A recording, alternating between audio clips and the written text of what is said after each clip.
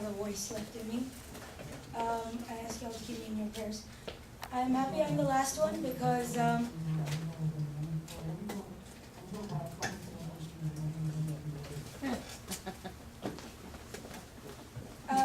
so again, I'm happy I'm the last person to speak because I feel like everyone who has spoken up till now has spoken a part of my speech, what I had in my mind.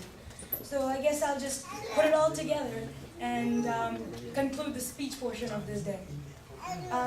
So let's turn our Bibles to Hebrews chapter 12, verse 1 and 2. Therefore, we also, since we are surrounded by so great a cloud of witnesses, let us lay aside every weight and the sin which so easily ensnares us, and let us run with endurance the race that is set before us, looking unto Jesus, the author and finisher of our faith, who for the joy that was set before him endured the cross, despising the shame, and has sat down at the right hand of the throne of God. Let's bow our heads and pray. Dear Lord and Father, I thank you for giving us this opportunity to once again come into your presence and show off our talents for you. I pray that you be with us, and I pray that you strengthen us, that everything done here is for your glory, and that the words that are spoken from my mouth may be a blessing towards me and to the people who are in front of me. I pray that your Spirit and your Spirit alone speaks through me, and that's not I but you who speak through me. I summon each and every one of us so that we're able to receive your word wholeheartedly. I ask everything in your precious name, I pray, amen. So when Achajan said that I have to speak tomorrow, I was like, okay, as usual, be ready at all times to speak his word, right? That's what my dad says all the time. So I was like, okay, and I prayed up to God, oh my God, I have to speak tomorrow, and I have to say about something. And I knew the theme for today's White Pea anniversary is that where your treasure is, where your heart is. And I was like, all right, I'm not going to speak on that because I'm pretty sure Danny would speak on it. And I was like, but this is the worst that came to my mind. Not even like, oh, Hebrews 12, but just the author and finisher of our faith. So I would like to start/end by saying this. By just leaving thoughts. I don't want to speak today. I just want to leave thoughts to you so that it will be both helpful to both the youth and to the adults. We are here on earth running a race. We're running a race towards our end goal, which is heaven. And it says here, the only one person we have to look at is Jesus, and Jesus alone. We don't have to look at the other people who are around us. We don't have to look about what our pastor does, what our friends does, what any of our relatives does, or any of that. Like, I was talking to a couple of youths a couple of days ago, actually. I think it was yesterday. And they were like, you have to understand, there's peer pressure. Every child goes under peer pressure, regardless of where they are, because they are not friends with all other Christian friends. Their friends does not involve everyone in church. They have friends who are from the world, and because of that, they have a peer pressure. Yes, Jesus had that same peer pressure when he was in this world. He was called names, he was persecuted, he did all things, and yet he stood firm.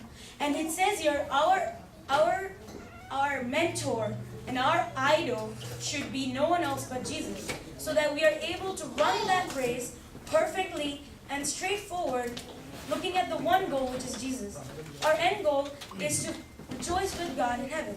The reason why we're going through all this hardship, going through the faith of having in Christ, is so that we can, in the end, reach heaven and worship God and serve with Him 1,000 years, like the Bible promises us.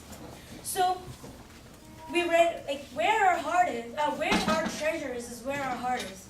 What do we consider a treasure? That is where our heart is going to lie. What do we consider as treasure here? Is it our job? Is it our education? Is it what we do every day in our lives? Is it our relationships, whether it be with our parents, our friends? Do we consider our daily routine as a treasure? My goal in life is to become a doctor, is to become a humanitarian, is to become, work for the Lord, go on missionaries for the Lord. But if I keep that as my treasures, like, oh, I'm going to be a doctor, if I run the race thinking that, oh, my end goal is to be a doctor, then my life will only come up to that point. But I think it was my dad who said yesterday, we have to think beyond this earth. we have to think beyond the four walls of our church. We have to think beyond what we see. Our human mind is only capable of thinking so much. But God says, my plans are not your plans. My thoughts are not your thoughts. My ways are not your ways. It's higher, it's greater, and it's above everything you can ever dream of. And for us, we are trying to be more like Christ. So our end goal should be more like Christ, our author and finisher of our faith. Our faith is nothing without words. I feel like I'm being diverted into like so many different topics right now. But everything is crowded in my head and it's like, just say it, Jemy. Just say everything you have to say. And this is what the Spirit has led me to say. Our faith is not stable if you don't look to Christ. Our faith and what we believe in is not going to stand strong if we look at the people around us. If we look at our leaders, they are human beings. They are not Christ. They are going to have faults in them. And they are not going to be our idols because our idol, the one we follow, is only one, and that is Christ. The one we have to look forward to is our author and finisher of faith. If it is through faith we proclaim things, especially yesterday during the fasting prayer, we said, we have faith and we need to proclaim through our faith what we need to achieve. It is without faith you can't please God. We are here to please God, and one of the things He said is to have faith, because without faith you can't please Him.